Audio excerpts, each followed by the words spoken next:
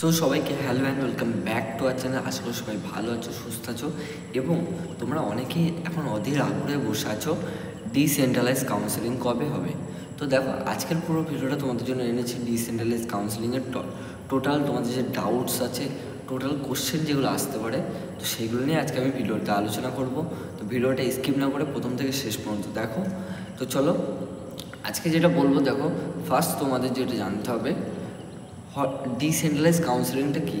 Decentralise কাউন্সেলিংটা একটা unofficial round, যেটা তোমাদের কলেজ কন্ডাক্ট করে একটা পার্টিকুলার একটা কলেজের নিজস্ব ওয়েবসাইটে এই কাউন্সেলিংটা করিয়ে থাকে।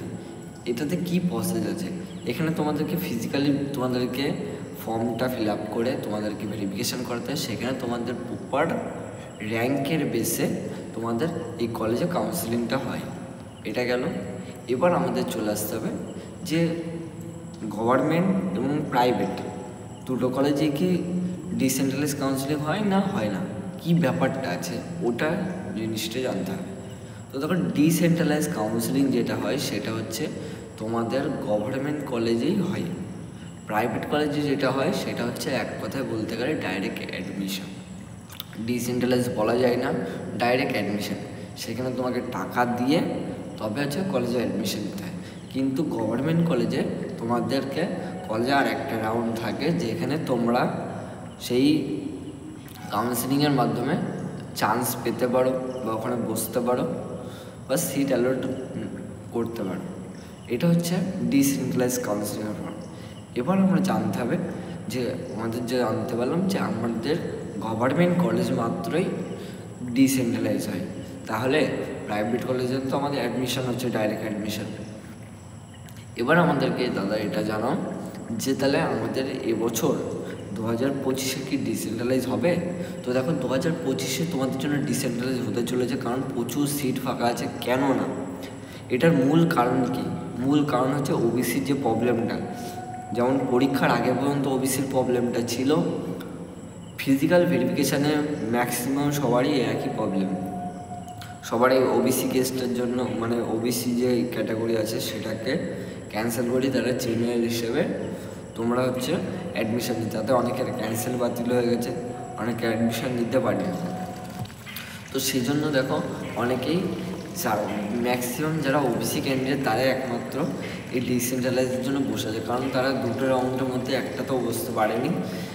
এইটাই হচ্ছে তাদের জন্য মেন সমস্যা। তো অনেকে কী হচ্ছে, ওবিসিকে জেনারেল হিসেবে ক্যাটাগরিতে অনেকে সিটই পায়নি। তো এটার জন্য ডিসেন্ট্রালাইজ হবে এবং প্রচুর সিট ফাঁকা আছে। তোমাদেরকে বিগত দিনে আমি দু একটা কলেজের নাম বলেছিলাম, যেমন আমি বলে দিচ্ছি আবার আজকে কোন কোন কোন কলেজে একটা হিউজ অ্যামাউন্ট সিট ফাঁকা আছে, এটা আমাদেরকে জানতে হবে। দেখো, তোমাদের যাদবপুর, জলপাইগুড়ি, তারপরে কেজিসি, জেজিসি, মানে জেজিসি তো জলপাইগুড়ি, তোমাদের এই যে যাদবপুর, জলপাইগুড়ি, তারপরে তোমাদের কেজিসি, এই তিনটে কলেজে মিনিমাম দু একটা করে সিট ফাঁকা আছে, এটা যতটা শুনতে পেরেছি। তারপরে দেখো, তোমাদের সবথেকে হিউজ অ্যামাউন্ট সিট ফাঁকা আছে কোন কোন কলেজে? Leather technology, ceramic technology, textile technology, Serampore এবং বহরম। এই চারটে কলেজে একটা হিউজ অ্যামাউন্ট সিট ফাঁকা আছে, যেখানে তোমরা প্রচুর ক্যান্ডিডেট তোমরা এখানে অ্যাডমিশান নিতে পারো। এটা হচ্ছে এই ডিসেন্ট্রালাইজের সবথেকে মেন টপিক, যে কোন কোন কলেজে আমাদের সবথেকে হিউজ অ্যামাউন্ট সিট ফাঁকা আছে, আমরা চান্স পেতে পারি।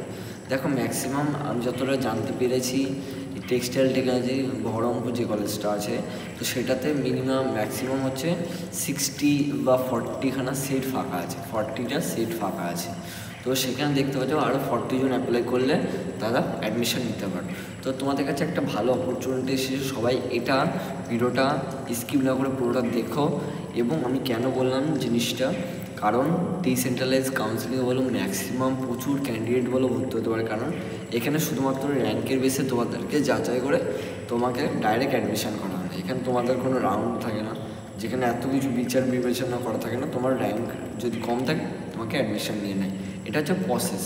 এবং আমি সবাইকে বলবো ডকুমেন্টসের ব্যাপারটা, তোমাদের rank card, seat allotment result, OBC card, তারপর হচ্ছে তোমাদের আধার কার্ড, বাবার ডকুমেন্টস, তো টোটাল যা যা ডকুমেন্টস আছে ফিজিক্যাল ভেরিফিকেশনের জন্য একটাও বাদ না থাকে, এবং ফিজিক্যাল ভেরিফিকেশন প্রত্যেকটা ডকুমেন্টের জন্য অ্যাপ্রুভাল থাকে। এবং বলবো ওবিসি যারা ক্যান্ডিডেট আছো তারা এখন গিয়ে এসডি অফিস থেকে ওবিসি এনসিএল সার্টিফিকেটটা বানিয়ে নিয়ে চলে এসো, কারণ ওবিসি এনসিএল সার্টিফিকেট ছাড়া বলো তুমি ডিসেন্ট্রালাইজে বসতে পারবে না। এটার জন্য ডিসেন্ট্রালাইজে বসতে গেলে বলো তোমাকে প্রত্যেকটা ডকুমেন্টসই বলে অ্যাপ্রুভাল লাগবে এবং প্রত্যেকটা যেন ভ্যালিডিটি লাগবে, তাহলে তুমি ডিসেন্ট্রালাইজে বসতে পারলে এবং একটা কলেজ নিয়ে তুমি 2025-এ অ্যাডমিশন নিতে পারলে।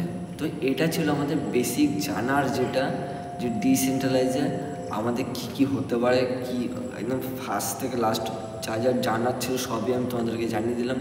ভিডিওটা তোমাদের কেমন লাগলো অবশ্যই জানিও, আর লাইক শেয়ার কমেন্ট করতে তো ভুলবে না, এবং বেল আইকনটা অল করে দিয়ে আমাদের পরিবার ছোট্ট সদস্য হয়ে যাও এবং বন্ধুদের কাছে নোটিফিকেশানটা পৌঁছে যাও, তারা পুরো ডিটেলসটা জেনে যায় ডিসেন্ট্রালাইজ নিয়ে। তো আজকের ভিডিওটা এখানে আমি শেষ করছি, দেখা হচ্ছে নেক্সট আবার নতুন ভিডিও। তো ততক্ষণ সুস্থ থেকো, ভালো থেকো, এবং যে ভিডিওগুলো আপলোড হবে সেগুলো বন্ধুদের মধ্যে অন্তত ছড়িয়ে দিও, তাতেও তারা জানতে পারে। তো আজকের মতো টাটা।